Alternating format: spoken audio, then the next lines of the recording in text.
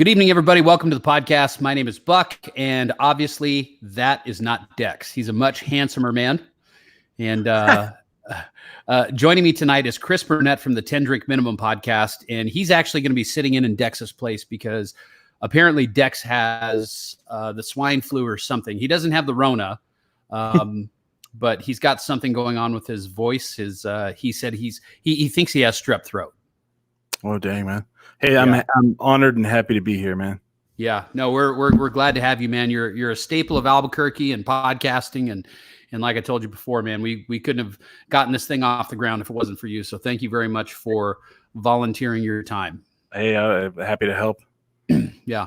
So today on the show, what I wanted to do is I wanted to open this up, and I've never done this before, and I don't know if you've ever done this before, but what I wanted to do is I posted a link on all of our social sites, and I actually put a link to the podcast here.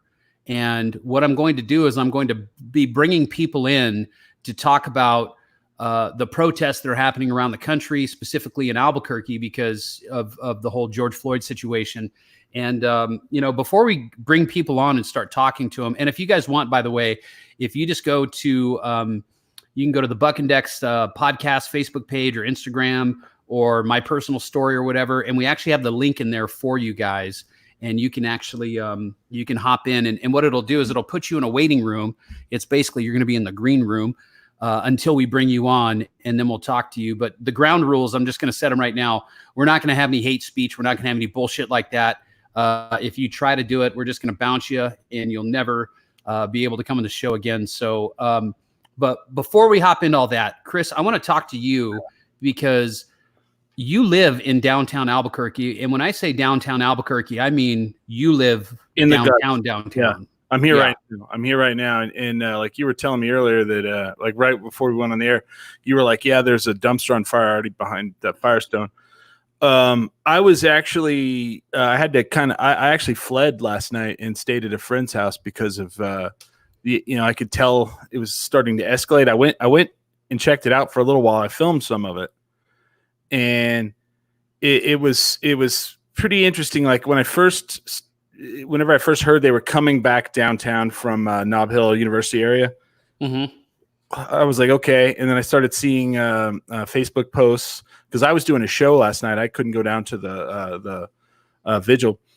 And as I was like, well, if they're coming back down, I kind of want to go see what's going on because I'm like 2 blocks off of Central, downtown, and not to give my specific location up, but I walked over there, and it was like the Sunday nights used to be on Central, where it was just people cruising.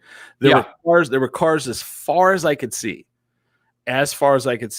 Like I was actually messaging with a friend of mine who was in Nob Hill at the time, and she said that she's like right there off of Central on Nob Hill, and she said it was exactly the same. So as far as I know, there were cars all the way. This was around like 11 o'clock, all the way from the roundabout by the El Rey Liquor all the way up to Nob Hill, as far as I know. And there was barely any movement. There were people on motorcycles like circling around and doing donuts in the intersection. People riding 4-wheelers up and down the street, very little foot traffic. Yeah. And so then I do like a 10-minute walk around and film a little. And then I get back to my house and I decide I'm going to go to bed, and I could just hear it getting louder and louder.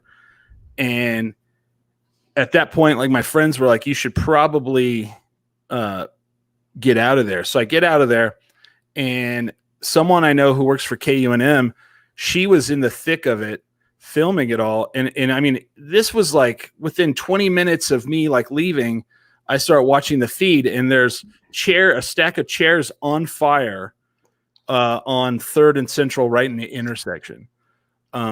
I couldn't tell if they got them out of the filling Phillies right there, but you could see where like people had started busting out windows, and there were chairs were on fire. And when I say I left downtown, I went like 4 blocks away, and you could hear nonstop helicopters. You could hear the cars honking. and you could taste the tear gas. Really? Yeah. Oh yeah. I didn't even know they were using that stuff yet. So, yeah, I was actually up until about 2:00 in the morning watching all of this stuff on Facebook Live, and I went down this morning to check on our stuff down there because, as everybody knows, I'm one of the partners in that corner down at 7th and Central, and we were actually really fortunate that nothing really got busted up. It was just a lot of vandalism in the sense of graffiti. So they graffitied the shit out of us, and but it seems like a majority of the damage was from the beginning, the end of 6th to 5th, and then going all the way down to like 2nd Street is where they seem to be really focusing. Well, the friend of mine who works for KUNM, she was out there right in the thick, and she got right up to the police line, and they shot off something she didn't know. Like, and this is from her perspective. I'm sitting there listening to it, and she's like, they just shot something right by my head, and it took a chunk out of the pole. And I don't know if that was from the police or from the protesters. And you could see the police firing tear gas, and they just kept marching towards them and like moving them back. And I guess what they did is the police came from, like you said, like right around where you guys are at, like 6th and Central. A whole line came from that direction, and then another line was on the other side at 1st and Central. So they kind of were sandwiching them in, and then everybody dispersed in either direction. I mean, there was an actual, like, I have a picture of it. I took a screenshot of it, of, a dumpster fire, just like someone pushing a flaming dumpster down the street. And it was just like, wow. Nuts. Absolutely nuts. Yeah. And, and don't get me wrong. Go ahead, please. The graffiti was, like the amount of like graffiti, but, I think what you're about to say is like, or go ahead. You say what, Well, I was just going to say, man, it's like, I'm all about, I don't want to say civil unrest, but I'm all about the right to speak your mind and have a voice and have an opinion about everything that happens in the world, because as free thinking individuals and analytical creatures, we're supposed to do that. We're supposed to question things, and we're supposed to take a stand for things when there is injustice in the world. But all of this horseshit that was happening last night, I mean, it started out properly, and then it turned to shit after everybody, the people that wanted to have a peaceful protest, they came out, they spoke their mind, they said what they had to say, they did what they wanted to do. And then you have the knuckleheads that come out after that and, they start fucking things up for no reason. Well, and under the guise of, oh, we're doing this for George Floyd, it's like, okay, come on, that's bullshit. Well, what it looked like to me, like when I went out and I was walking around, that's what it was people who were there. Like it was the finishing, like I said, there was no one walking around. Like it was not, thousands of people walking around. There was like just cars and people riding motorcycles, and people were honking. There were some people like doing burnouts, and that's what it was.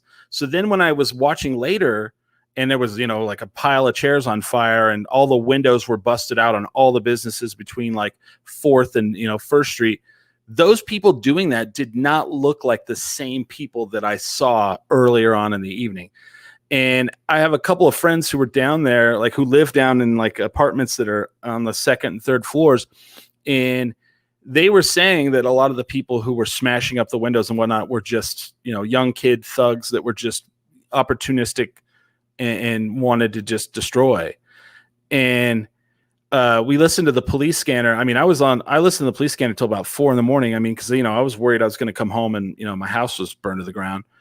And there was some really disturbing, like, you don't know, like listening to a police scanner, you get a lot of different, ideas, because they're just kind of like, throwing out, there's a report of this and a report of that. But at one point there was a report that a guy had a shotgun and had a belt with shells on it. And for me, I mean, I don't know what kind of protesting that is. I was like, and then there was reports of like like a group of people in all black, and they had duffel bags, and none of that sounded, like protesting to me. Yeah.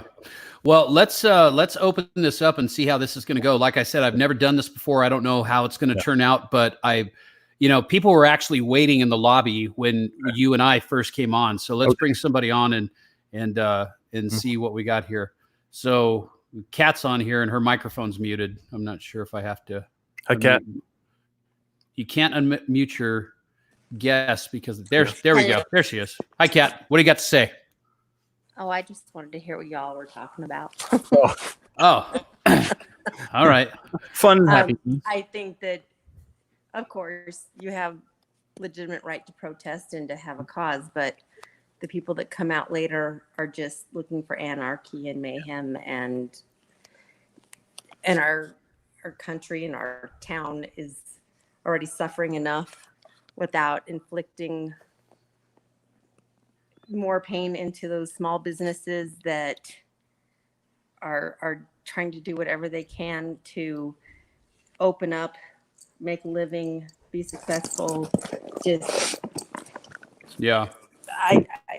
I can't even imagine. Some of these people are not able to make any income, and they're just getting back on their feet, and this just sets it back. So I guess, yeah, if I had an opinion, that would be it. But I just want to hear what y'all have to say. All right. Thanks, Kat. I did hear, so the Silver Market grocery store down there, at one point they had shattered the glass. And I mean, I don't know this for fact, but I did hear that people were going to try to go in and get stuff out of it, and other people blocked them and refused to let them in. Other people that were down there protesting? Correct. Yeah. Good. That's what good. I did. They should. All right. Let's bring Anthony on. Anthony, we have your microphone is muted, so you have to unmute your microphone if you want to say anything. And if you guys are watching and you would like to chime in and say something, there is the link. Yeah. There is the link right there, so you guys can click on that. Anthony, you going to join us? You going to unmute that mic? Or you going to sit there in blackness and quiet? All right, so we will remove Anthony. He is wasn't paying attention. He wasn't paying attention. So I kind of like this. It's like you know, it's kind of like back in the radio days when you can actually take phone calls. You know, we can actually just take something else. So it's the new way. Yeah, my buddy Joe Burisak posted that. I actually went to high school with this guy. Whenever there's a protest, criminal opportunities are sure to mingle in. Yeah, and that's what I think is happening. You know, do you think that it's going to happen again tonight? Yeah. Do you? Sure. I don't. Okay.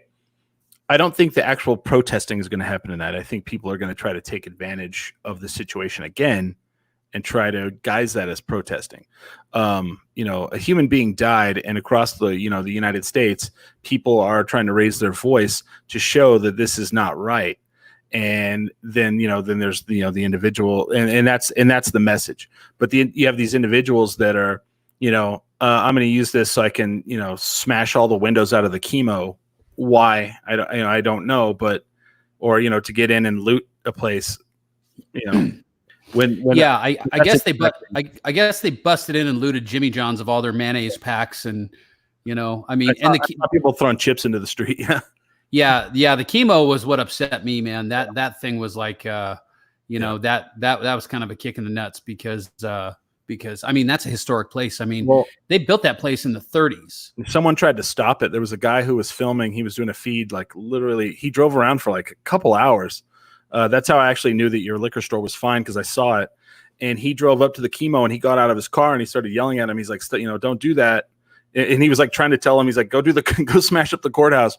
But anyway, they stopped what they were doing, and they started like throwing things at him. I was watching it. It was crazy. K-Dog, I don't know if you can hear us or not, but you're live on the studio, or live in the studio with us. So I don't know if you want to unmute yourself. You guys, if you're coming on here, you need to, at a bare minimum, unmute your microphone. You don't have to have video on, but you at bare minimum need to unmute your microphone so we can actually talk to you. K-Dog, you got something you want to say? Nope. Guess not. Guess not. So, so have you been following what's happening around the country as far as like all of these, all of the protests that are happening just around the United States? Absolutely. My old co-host Billy Belmont, him and his partner, they were down there in DC, actually protesting in DC. They went down and held up signs and did what you're supposed to. So apparently there were and this is according to CNN. I'm just reading directly off of CNN.com, but the story is chaos erupts in D.C. as Trump threatens military crackdown. Peaceful protesters near the White House gassed, shot with rubber bullets as Trump leaves for church photo op. Oof. Well, from what I understand, that they put him in a bunker, right? They had yeah, they did. That's what I read. Yeah, they did. Davo, you're on with us. What do you got to say, man? Hey, what's going on, fellas? How are you, brother? How's it going? I can't complain, man. Yeah. So anyway, yeah, I totally understand the protests. What happened to that poor dude was definitely awful. But I think 90% of this crap that's going on right now is definitely a crime of opportunity. I could not agree with you more. Yeah. It's just garbage. You know what I mean? Yeah. Like I texted in earlier that the stuff last week up on Wyoming and Central, like I said, shitty area. My shop's right on Central Louisiana, but the way it started off, totally peaceful. Yeah, these people were blocking the roads and whatnot, but they were doing their thing. And then what happened 2 hours later? Migrated down to Central Louisiana. People started shooting, hitting cop cars. And I just see all this looting crap. And it's nothing more than a crime of opportunity. People don't, 90% of the people, I guarantee, do not have passion for what's going on. They're just doing it to do it. Yeah. All right, man. Thanks, bro. Appreciate your time. Thanks, brother. Yeah, and there was a lot of speculation that there was people shooting on Central last night. One thing I did see, I never saw anyone shooting. I did see people driving in cars and they would drop out like a concussion firework, like a mortar round without. And it would explode like right there in the middle of the street. I was right next to one. They blew it up and it, scared the shit out of me. I was like, whoa, Yeah, it sounded like that last night. I think I was actually watching your friend's live stream from KUNM, and I thought I heard one of those. It was either that or a shotgun blast. It had to be. I want to think more because there was a kid these guys in the car and they would just drop it out the window and just keep driving. And is that better than a gun? I mean, in some aspects, but it's still dangerous. Absolutely. Yeah. Oh yeah, no, you could totally take a hand off that. Kat's back in here. I don't know if she's got something to say. Let me bring her back in. Kat, did you have something else you wanted to say? No, I thought that. Sorry, my bad. You said K-Dog. I was like, is he talking to me? No. Okay, I just didn't want to get bumped off again. You are not K-Dog. Thank you. Thank you, though. See ya. Sorry. Funny. But this is happening all around the country, man. I mean, obviously, California is pretty insane right now. I mean, I talked to a friend of mine who works in the record industry out there, and he lives in I don't know where he lives. He lives in the hills somewhere out in Hollywood Hills. Mm-hmm. But he was saying that Santa Monica just got absolutely trashed. I mean, like the pier down there and in that area down there. And I guess there were a couple other little like sleepy little beach towns down there. They're just really small that got just absolutely, annihilated from people just, busting shit up for no reason. Well, and did you see like the footage of the guy? Where was this at? Where he had a hammer and he just started smashing up the sidewalk to make rocks, and the protesters grabbed him and handed him to the police. Took the hammer away from him and handed him to the police. I saw that. Oh wow, good for them. I didn't recall where it was at, but I saw that. And then there was the guy that got out of his car with the bow and arrow. Did you see any of that? No, I didn't see that one. Trying to shoot him. Where was he at? That was in Salt Lake City. He had a bow and arrow and he was trying to shoot people with it. And man, they crowded him and they took it away and they let him have it. Wow. It was not, it didn't look good. Man. But, I mean, with everything that's happening in the country right now, this is, I'm obviously not trying to diminish what happened to this man. I mean, obviously those cops that did this, mm-hmm. they basically murdered that guy. You know, I mean, that's really, really what happened. I mean, you don't sit on somebody's neck for that long and expect bad things not to happen, I mean, especially like trained police officers. I'm not trying to diminish, like I said, not trying to diminish anything that happened to that guy. But I mean, in the midst of everything that we're in right now, I mean, we've got this pandemic that's happening around the world. And now we have this thing that's happening, that everybody's protesting about George Floyd, which is great. Yeah. Okay, you should, but if you guys are going to go out there, you need to go out and do it properly. It's okay to have your voice heard. It's okay to protest, but it's not okay to become an asshole and start busting up historical buildings and, fucking painting, fuck 12 everywhere. And what does that even mean? I don't even know what that means. I have no idea. Well, and the other thing too is it needs to be noted that, like, the police forces across the United States are not, they're not condoning this. They're actually coming out against it. Several police chiefs have come out and said this was absolutely, murder, and this is not part of the training, and this should not have been done that way. And so several police chiefs have come out against what happened in Minneapolis. Yeah. Yeah. I'm starting to see the videos now too. I was watching CNN earlier today, and they had a video. I can't remember where it was, but they had freeways shut down and people were walking on the freeways, and some guy in a semi truck ended up getting through and was just hauling ass. And I think he might've ran at least one person over, but they ended up pulling that guy out of the truck, and he's in the hospital now. Fuck 12 means fuck the police. Fuck 12 means fuck the police. Okay. That's according to Urban Dictionary. Dictionary. Maybe we should have put that on the marquee. Right. Right. Wow. And then they may not protect your building. Yeah, they're going to let it burn. I'm sure they know what it means. Yeah. Yeah. So, yeah, man, just crazy, just absolute insanity. If you guys are going out tonight, go out with the right intentions. You don't have to go out and cause chaos. I mean, it's okay to be pissed. It's okay to have righteous anger. I mean, I'm a Christian dude. Everybody knows that about me, and it's okay to have righteous anger. There's nothing wrong with that. It's just how you respond is what the deal is. And don't go out and be a bunch of dickheads doing this. And if you're downtown and you have a hammer already. Yeah. I mean, you brought that from home apparently. And I mean, if you're going out, like I get, like there's a protest and you go out and it turns aggressive.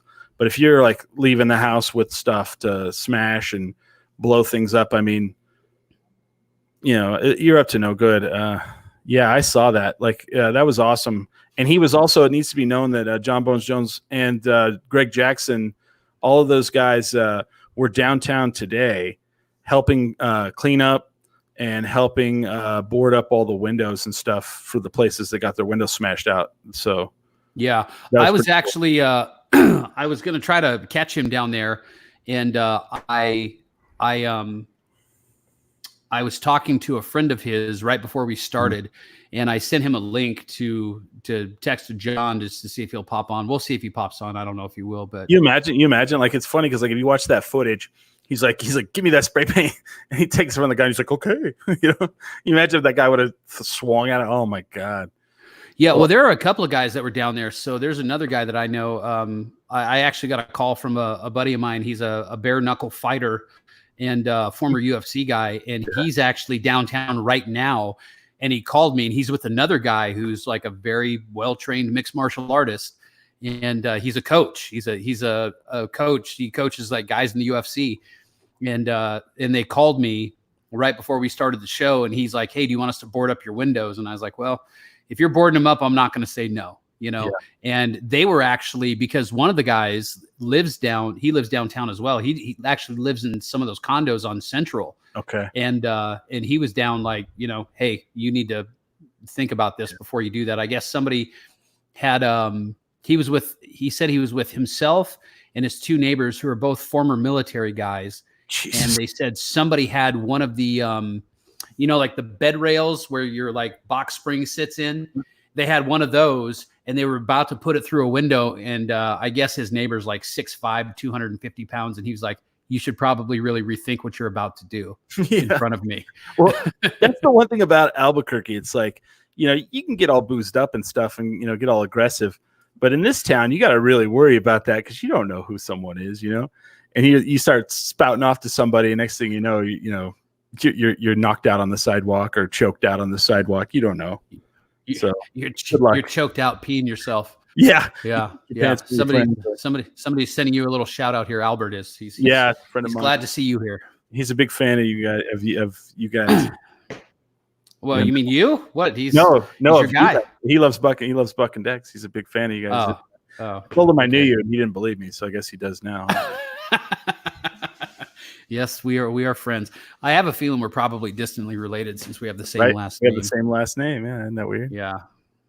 So, Sean Stroh. I don't know who Sean Stroh is. Zemke sent me something, said Sean Stroh. I'm not really sure who that is. I don't know. So, did you see that this other? So the medical examiner did an autopsy on George Floyd, and The independent one, yeah. and then there was an independent one that was done, and the independent guy said that he definitely died of asphyxiation. So, Yeah. I'm not sure how two people could have such totally different, autopsy reports, especially like coming from doctors. I don't really Doesn't make any believe. sense. I don't really think anybody believed the first one. Really, they were like, Yeah, "He had a pre-existing condition." yeah, Yeah. okay. Oh, he was trying to tag somebody so that the Sean Stroh. He was trying to tag his friend, so that's what happened.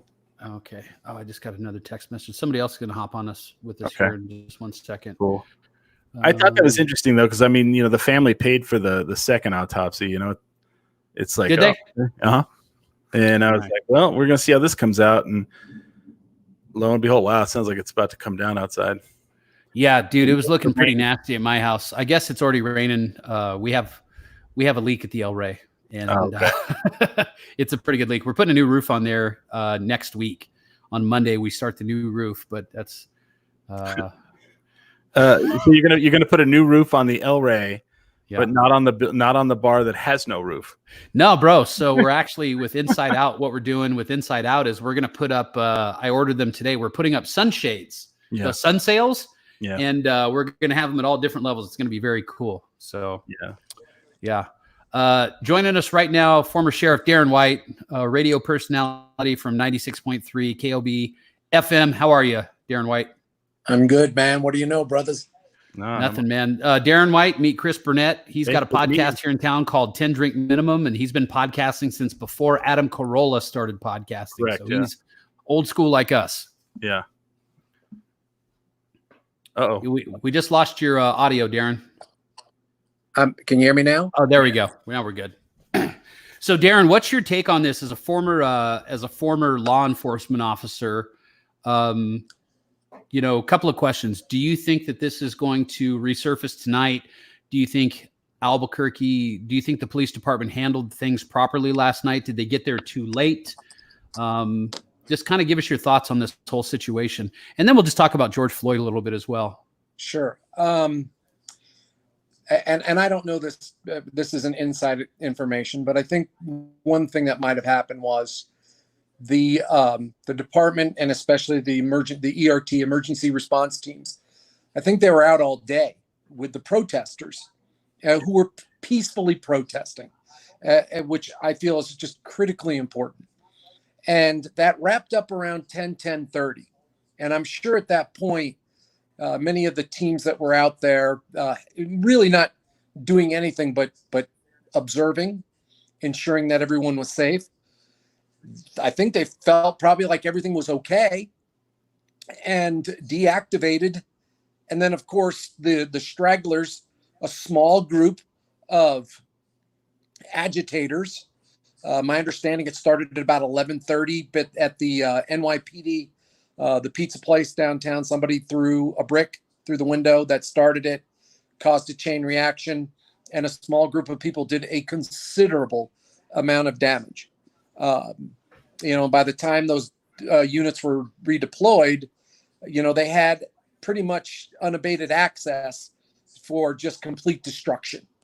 And it's heartbreaking to watch it, especially given that what these businesses have gone through with COVID-19, only to have to, Buck, Carrie Phyllis, yourself, we know a lot of the business owners down there. It breaks your heart to see that. But it also pisses me off because there is an important message. When after George Floyd was murdered, when he was murdered, Yeah. There was people were unified. Everybody understood, and I'm talking about just not the protesters, but many people that I know in law enforcement, chiefs of police from across the country, were outraged and realized we have to have a discussion. We need to this cannot continue to happen. And then the riots started, and the message gets lost because so many people who that that have a voice that should be heard, gets lost in this mess. And it's just it really, it's what we saw last night and what we've seen across the country is awful, and we need to do what we can to stop it. Because I listened to George Floyd's brother today, and he said something that I thought was very powerful. He said, if my family isn't out there doing this, what the hell are you doing? Yeah. That's a good point. And that this is not how we honor his life and what needs to be done. And so it's real important. And as I said, I was saddened by, I felt like the thing the mayor should have done, though, is even though he recognized that there may be more problems, is I would have liked to have at least seen downtown, Buck, was at least a curfew. Right now, nobody needs to be downtown. Isn't Central shut off? I think Central shut down. Say again? I think Central itself, like downtown Central, like the downtown, you can't go down there. They have it locked down, from what I understand. Is it just for traffic though? But can pedestrians walk in? They said if you live in the area or you're a business owner. Okay, well, and then that to me that's a curfew, I guess, without saying it's a curfew. And that's important. And the question about the National Guard. It should always be a last resort when we use our military. And so I give the mayor I gave him some leeway on that. We should allow the police department the flexibility to try to address it. But it's just it really is maddening. That was that protest yesterday. Everything that I watched, it was a peaceful protest. People voicing their outrage over an innocent man who was murdered at the hands of a police officer, and while 3 other police officers watched and did nothing. So, Darren, talk to us a little bit about procedure stuff as far as the police are concerned, because we don't know what happened leading up to them making contact with George Floyd. At least I don't think so. All I could see was when they got him in handcuffs, they pulled him out of his car. It seemed like he cooperated while he was walking over with them while he was handcuffed. Is there any procedure that would warrant what they did? Because just common sense tells you, if you take a 200-pound man, or however much this cop weighs, we'll just say he's probably an average size, middle-aged man, probably 200, 210 pounds, with his knee in this guy's neck or throat or whatever. The chances of stopping, cutting off the carotid artery and killing him is very likely. Is there anything in police procedure that even allows anything like that? No. And honestly, Buck, it's, I got into police work 35 years ago, and there was a time when the chokehold was used, and the term that they used was, we would put them to sleep. Right. Well, the problem with that is that they too many people were put to sleep permanently, and it is something that in law enforcement, any reasonable law enforcement officer knows. You can't do that. Right. And if you look at the way that George Floyd was on the ground and the way that his knee was in his neck, You know, and for 9 minutes, and for 2 minutes and 45 seconds of it, he was unconscious. And what's the difference of me, to put it in perspective, at that particular point with all of his weight? What's the difference of me putting my knee down into his neck, taking his breath away, and me taking my 2 hands and putting them around his neck? It will be a little quicker with my hands, but the result is going to be the same. You are going to kill the man. Yeah. And there isn't a cop in this country that knows that you cannot do that. That's why I said, I've heard some people are trying to say, well, you know, that's a technique. And it's like, no, you know, maybe 40, 50 years ago, you know, 40, 50 years ago, you know, they did a lot of things different in law enforcement. Right. You know, they also had throwdown guns. Yeah. You know, I mean, it's the profession has changed, and officers know. That's why so many officers are so upset about it, because there is no question what happened. This is not people saying, well, it's, you know, is that a procedural violation? It's like, no, it's murder. You killed this man. Yeah. And you can't tell me he didn't know that. And especially, you know, my understanding is that they basically, the EMTs had to move him off of him so that they could get to him. You see, and that's the thing. That's the thing that just really, I think is really, I mean, the whole thing is just fucking disturbing. But the fact that you have somebody in handcuffs, and I mean, I understand if their appendages are free, you know, they've got their hands and they've got their feet and they're being unruly, you know, you're going to do what you can to subdue them. But I mean, this guy was in handcuffs, right? Mm-hmm. Yeah. And I never once witnessed him doing anything that could even be remotely considered resisting or anything. Why do you think the other officers just watched? You know what? And the other one thing, and I say this all the time, you know, the hardest part about it is, you know, when you ask a cop, I don't care if it's a small department or a large department, they know that they know the officers who are a little heavy-handed. Okay. And every department, you know, well, I shouldn't say every department, but departments have that, and especially in the large departments. But what just took me and struck me was that, you know, that you have this man literally killing this guy, mm-hmm. and nobody walked over to him and said, dude, get off of him. You know, or you even whispered in his ear, dude, you're gonna kill him. Right. Yeah. And, you know, every time I spoke to an academy, there was something I would say to them, is that you have to realize that silence and integrity are not the same thing. Right. And you know, this even goes beyond that. I think any reasonable person who was sitting there watching that would have jumped on that guy and pulled him off and said, dude, get off of him. You're killing him. Yeah. And nobody did anything. Yeah, they are complacent in his death for sure as well. You know, I mean, they have as much of a part, because it's like you're saying, you know, silence and integrity are not the same thing. Yeah. And I mean, I understand that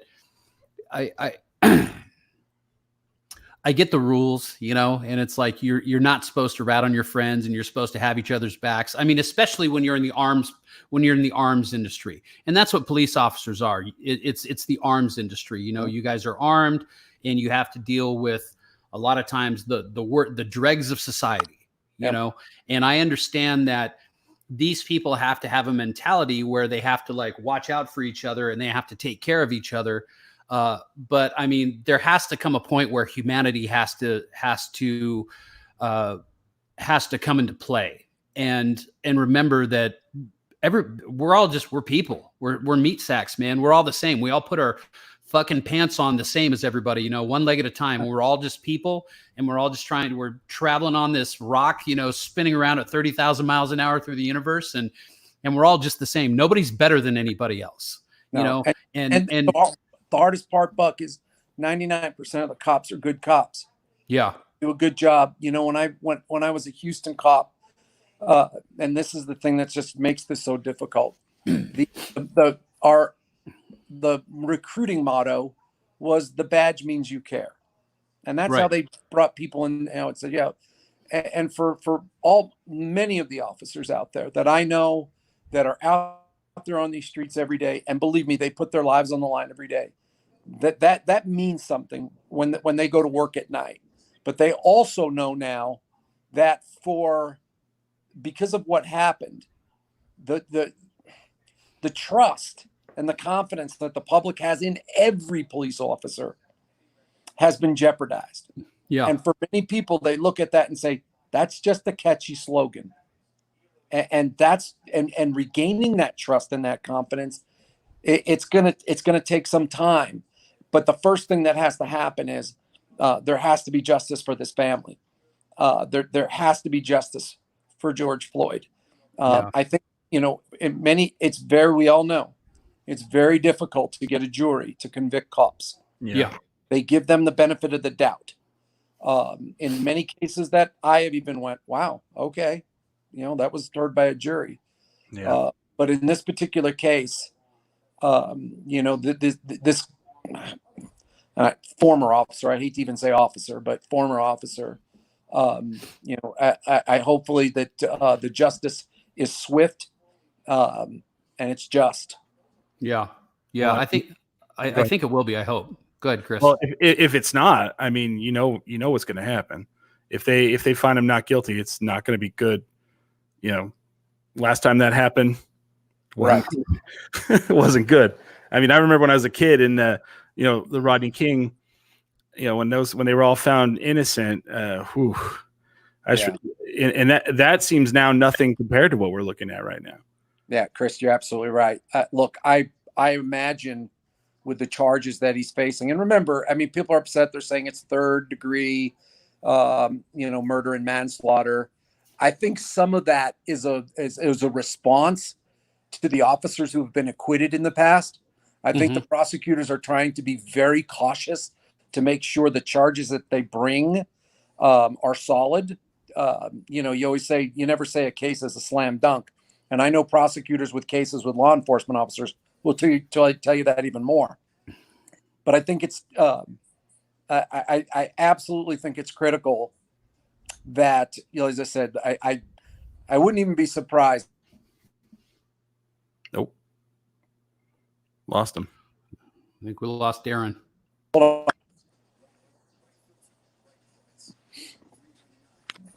He's got the black screen of death. It's the new blue screen of death. Yeah, right. Darren, we lost you. Yeah. All right. That sucks. I mean, that was really insightful. I mean, interesting to hear from someone who was in the profession for so long. That was really. Yeah. I wanted to ask him about the agitator. Oh, he's coming back. He's back. There he is. There you are. The magic Sorry, buddy. of the internet machine. The magic box.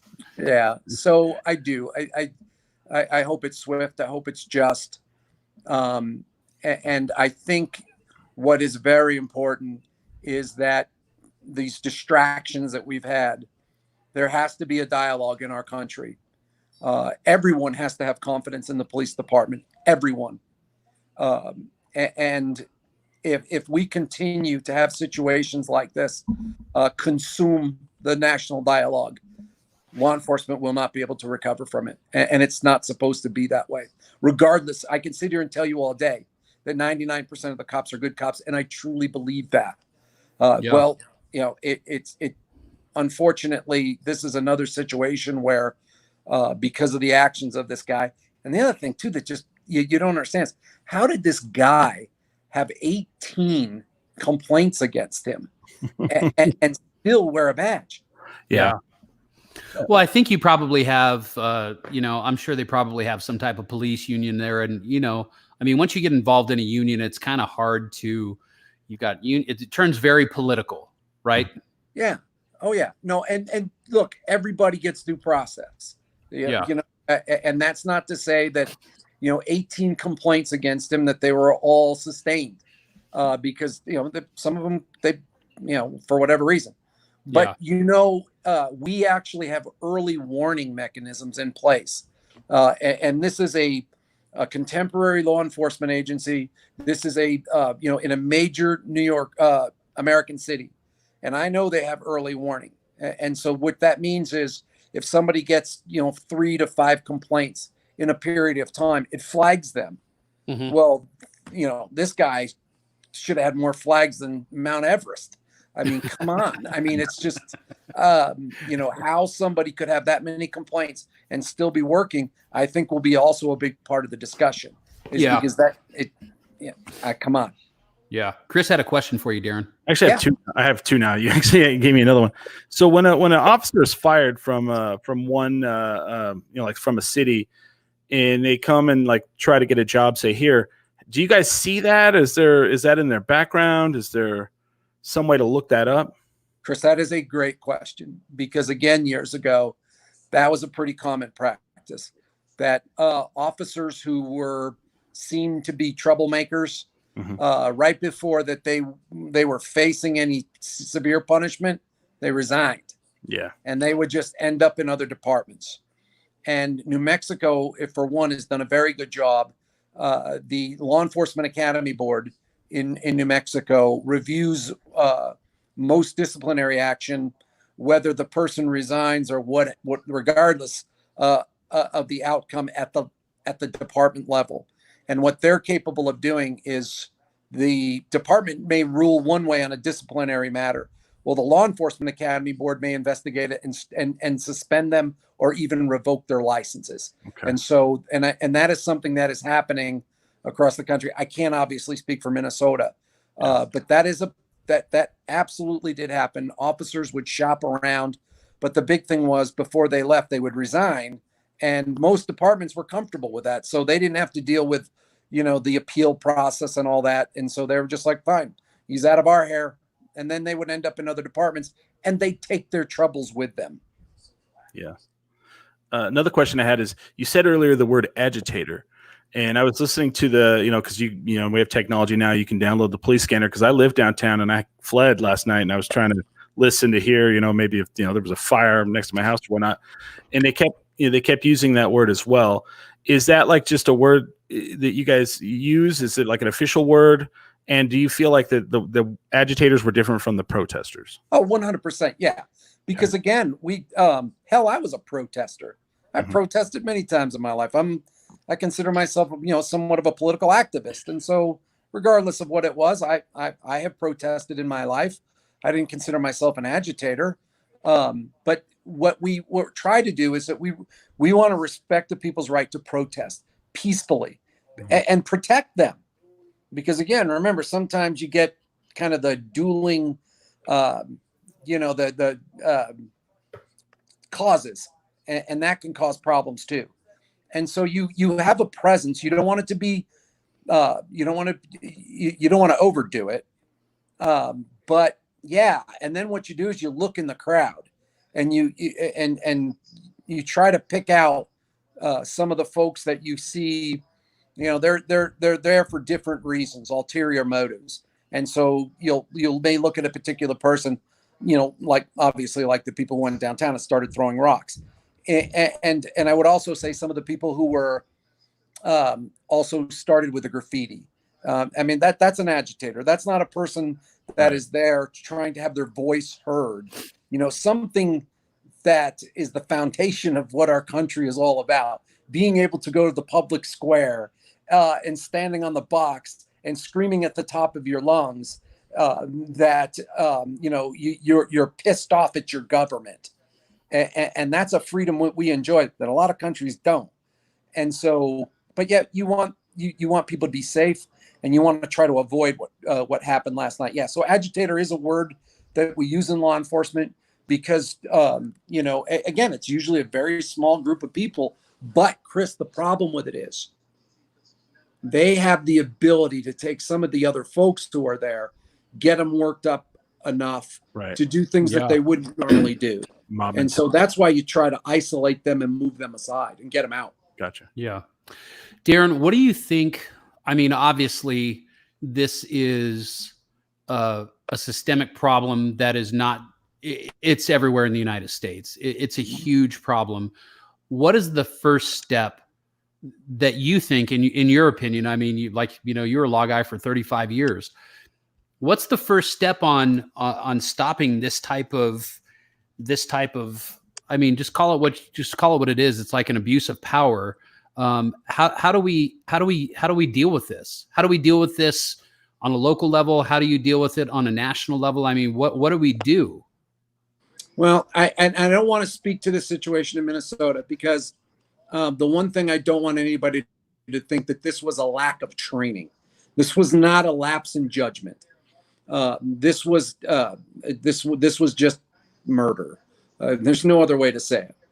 But Buck, I want to tell you, when I was a rookie cop in Houston, and it was the first time I really had been working by myself. Most of the time we're 2-man units.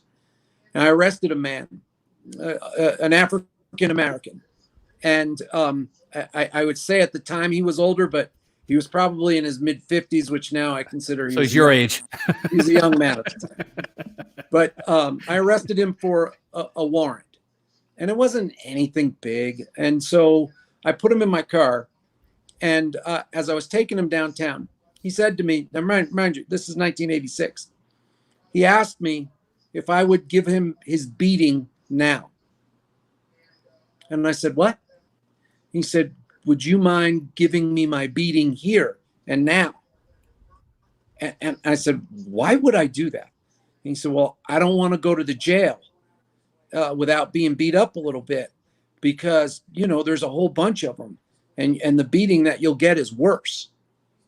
Now, I want you to tell you, I believed the man when he said, why the hell would anybody say, take him out of his car and knock the hell out of him? Yeah. And I told him, I said, nobody's going to do that to you. No, that's not going to happen. And I said, I will take you and I'll walk you through the jail, because it was a dumb charge. But, as a young cop, and you're like most young cops, that badge sometimes is big as a dinner plate on you. It just made me realize that, again, I was a cop in 1986, but if you think about it, so as a young man in his 20s, it's 1955. Yeah. It's 1965. Yeah. In a southern state, in a southern city. And that's probably real. It was absolutely real. And it reminded me right then and there that, wow, this was part of the culture. Now, if you'd asked me then, if 34 years later, we'd still be dealing with some of that, I'd have said, no, I didn't think so. But we are. So it means, yes, we have to it starts with recruiting. Yeah. We have to do a better job of making sure that some of these people don't make it on the department to begin with. And I will tell you, that's much easier said than done. And there has to be training. There absolutely has to be training. There also has to be consequences. And as I said, these early warning systems help. But, for people, you kind of know early on in somebody's career the type of cop they're going to be. Yeah. And so, and then most importantly, there has to be justice for the people like George Floyd and the others. We can't continue to have, as I said, we always say that police officers are held to a higher standard. It's not necessarily the case when it comes to the courts. And as I said, I like, I respect our system of due process. But I think part of it is that, people look at police officers and they give them the benefit of the doubt because they know this is a difficult job. And sometimes, as we have seen, they get acquitted. Yeah. But this only furthers the deterioration of trust and our ability to keep our community safe. Because let me tell you, if I've seen these signs that say, abolish the police. That has been a very common theme the last few days. Well, I shudder to think what our communities would be without cops. But I also understand that if we don't see some changes, there will people that, while we won't abolish the police, the perception will be, well, who gives a damn anyway? I'll just do what I need to do. And that frightens me. I don't want to be in a community like that. Yeah. looking at this on a national level, I mean, when you kind of step back and you look at this from like 30,000 feet on a national scale, do you think that is the president doing what he should be doing right now? He needs to shut the hell up. That's what he needs to do. He needs to shut the hell up. We need leadership that is calming. You know, part of this is, as I said, just like with COVID-19, part of this is that this isn't an election year. And I'm sorry, I am a Republican, and I consider myself a conservative. But the president just is incapable of understanding the power that he has with his office. He thinks that his office is only designed to cater to his base. And he forgets about the other 60%, and I would argue 62, 63% of Americans who are looking for a president to stand up and be a calming voice and a reassuring voice. And he is just wholly incapable of doing that. And I watched this deal tonight where, you know, he wanted to do this press opportunity at the church across the street from the White House. And so the protesters were moved, who were peacefully protesting. They were forcibly moved. Yeah. And they were gassed. And shot with rubber bullets. And so the president could go up and hold the Bible up, which I will tell you is a prop for that man. Yeah. You know, I'm sorry. It's just. I'm a Christian dude, and I've never thought that guy was a Christian guy. I mean, anybody who calls 2 Corinthians 2 Corinthians just doesn't have it right. So. But and it's heartbreaking. It's now more than ever that we need somebody to be reassuring, and it seems to me like the president's the sole objective is, well, can I just be this, you know, big? It does make me laugh that the guy that, you know, the draft dodger that dodged the Vietnam War because he had bone spurs, now is supposed to be this high and mighty, you know, tough guy. But that aside, you know, I look at a lot of leaders, and I think, you know, one of my heroes is George W. Bush, somebody I was proud to call my friend and still proud to call my friend. And I think about 9/11, and I think about how he immediately made sure he used the bully pulpit to ensure that Muslim Americans and Muslims, just Muslims, they're our brothers and our sisters, and we can't lash out at them because the actions of terrorists. Yeah, that's the calm and reassuring voice that we needed at the time.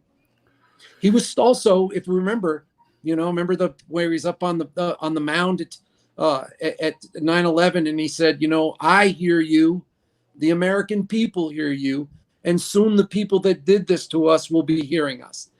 That is the president saying the people who were responsible for that would be held accountable. And we wanted that. But at the same time, he was a calming and reassuring voice that we can't lash out at people and we can't hurt people simply because they're Muslim. Yeah. And this guy, he doesn't get it. He's not equipped for it. He's not. Yeah, it seems to me that he's very heavy-handed in almost every approach that he has. Like, he doesn't understand, you know, he talks about negotiation and being like this expert negotiator, and I've done these deals and I'm going to make a great trade deal and this and that, and it's going to be fantastic. And, you know, it's like, I don't think he really is, because if he truly was, you know, I mean, and I'm not tooting my horn, but one of the things that I've learned in real estate, when you're negotiating deals, it doesn't have to be zero sum. You know, there doesn't have to be a winner and there doesn't have to be a loser, you know, right. And that seems to be the way he operates. You know, it's like, it's got to be his way or no way at all. And he's very heavy-handed about it. And I mean, especially with what's happening right now, just around the country, he's like, okay, I'm just going to threaten you guys. You know, right, yeah. It's like bad parenting. I'm just going to threaten you, and hopefully you'll listen to that. And that's going to make everything better. And all he's doing is stirring the pot.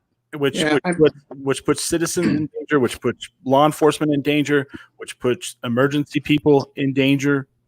All of it. Yeah. Yeah. And you can't make comments, like when the looting starts, the shooting starts. I mean, that's just, that is so beyond the pale.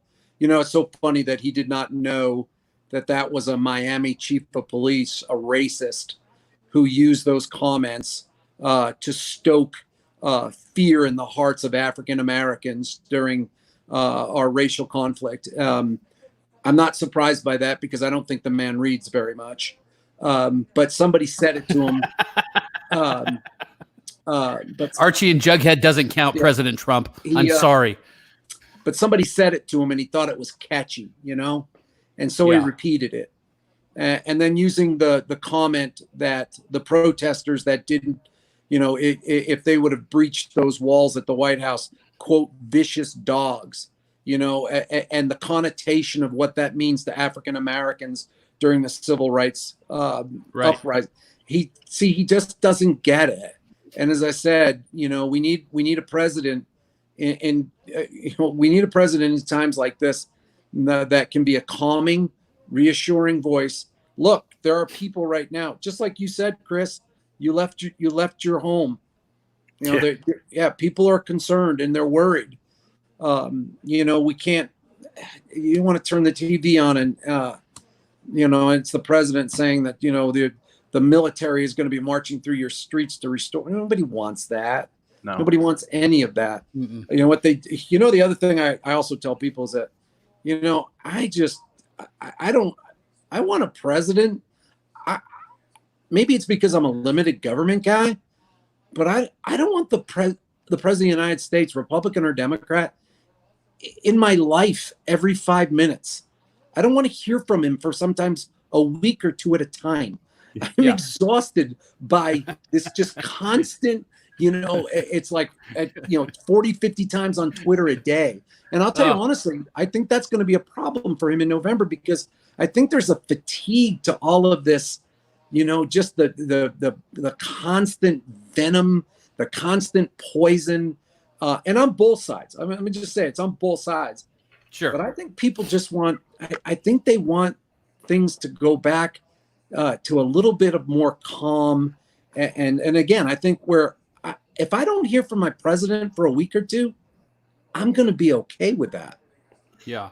I think what you're trying to say is you want a little more class. Like as a kid, when I was a kid, the president got on TV to speak, you watched it and it was important. Yeah. And now it's like, they're like, oh, he's going to be on TV. I'm like, I'll hear it later on the 40,000 media outlets that, I'm going to hear it on. Exactly, Chris. I think actually there's a lot of Republicans that feel that way. I know the party, he does enjoy tremendous support among Republicans, but I think there's a lot of Republicans who are starting to go, come on, man, geez, I just, everything doesn't have to be a bare knuckle fight. We should, and it's not good for our republic. It is not good for the institutions of government.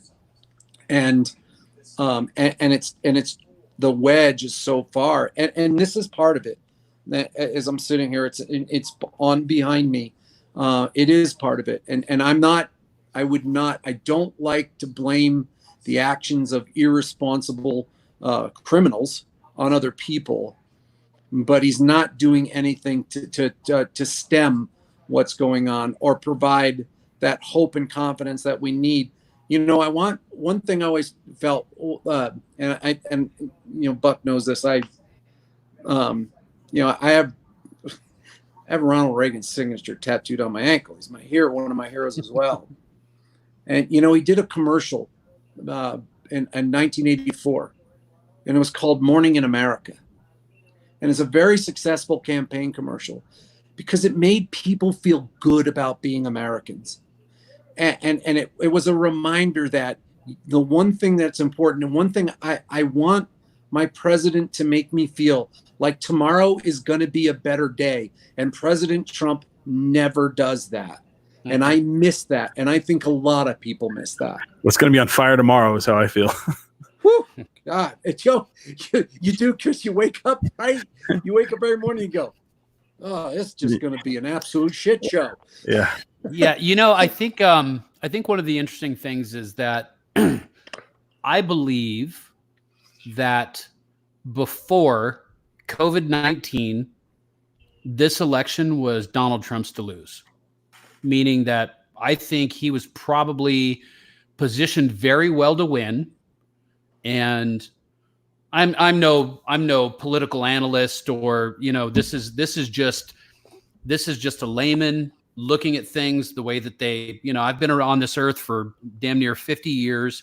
And just as a layman looking at everything, I think the election was probably his to lose. I think he was going to win. I don't think anybody that was going to come up against him was going to be able to take him out of office. And I think that just with these past, I mean, what's it been? 2.5, 3 months? In the past 3 months, the two situations where he's truly been tested with COVID-19 and now his reaction to George Floyd has truly, he's kind of shown his ass a little bit at this point, as far as like his leadership style and skills, and if it's going to work. And I think, honestly, this is probably going to be the straw that breaks the camel's back. That's going to cost him the election. I do. I've always felt like a year ago, I always felt anytime the president runs for re-election, it's always a referendum, especially with Donald Trump. It was a referendum on Donald Trump. Right. But I think there was a little bit of a change in that when Bernie Sanders was gaining a lot of traction and we started having a dialogue in this country about socialism. Mm-hmm. And I felt that's why the president and his campaign were smart enough to realize that Bernie Sanders was definitely the candidate they wanted to run against. Right. And that so that they could make the election a referendum on socialism.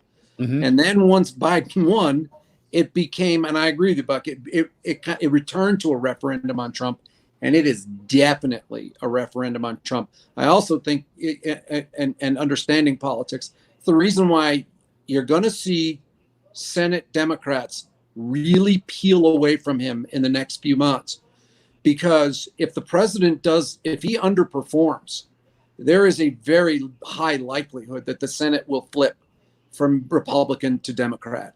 And so I would say to you, especially after this ridiculous stunt and using the Bible as a prop, oh my God, use the Bible as a prop, you're going to start seeing Republicans who have been stalwart 100% behind him start to peel off and publicly criticizing him. May even start seeing some of it tomorrow. And here's the thing. It's not on principle. It's on their ass. They're trying to save their ass. Yeah. And so they know that the only way that they're going to be able to protect, and that's what politics is anymore, Republican and Democrat. It's all about winning. I don't think it's so much about helping the American people as it is winning and being in power. But I'm telling you, I think in the next few days, you'll see more Republicans who have been by his side for the last 3.5 years start to peel off, because if they think that the polls look like the White House is gone, the next thing they have to worry about is the Senate. Right. And if they lose the Senate, then what about adding to the Bible thing, the stunt where Twitter is throwing up fact checks and he throws a tantrum and he's like, I'm going to do an executive order that's going to, that to me just looked like a tantrum. Like it was just like a child that was angry that, he took his toy and now he's going to, change the rules so you can't do that anymore. That's all it looked like. Chris, he, and I think it's interesting because he refers to what he calls, the libs as cupcakes and snowflakes and all of that, but he's got the thinnest skin of any politician, that I've seen in recent years. And so, I wasn't surprised by it. It was, look, they literally put a button on his tweet. It's not like they pulled it down. They put a little button on his tweet that said, if you want to really check the facts about voting by mail, it's not replete with fraud. Right. And so, but he lost his mind and but it's another thing too, Chris, again, and this is something that concerns me, again, being a limited government conservative, I worry about these institutions and what he's doing, because again, like you said, you say one thing about him negative, and the man is literally like he at one point he said Fucking loses his mind. Yeah, he said we're going to shut Twitter down. Yeah. A private business? No. Yeah. The president of the United States is going to shut down a private business? Right. No, you're not. well, that shows you, and that was, just kind of speaking about that was one of the things that I was like really, really like I don't want to say concerned about, because I know he can't do it, but it just shows you his mindset, and it almost kind of it borders on tyrannical a little bit, as far as like the way he thinks. He's like, oh, I'm the fucking president of the United States. I'll close Twitter down, and it's like, come on, man, you can't close Twitter down. I think sometimes he forgets.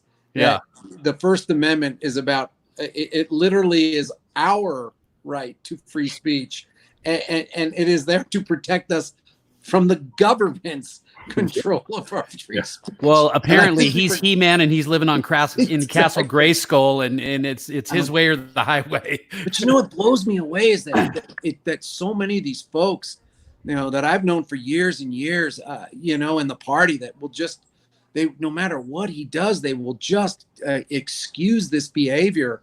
And I will tell you, if it was a Democrat doing it, they would literally be setting themselves on fire. But because it's Donald Trump,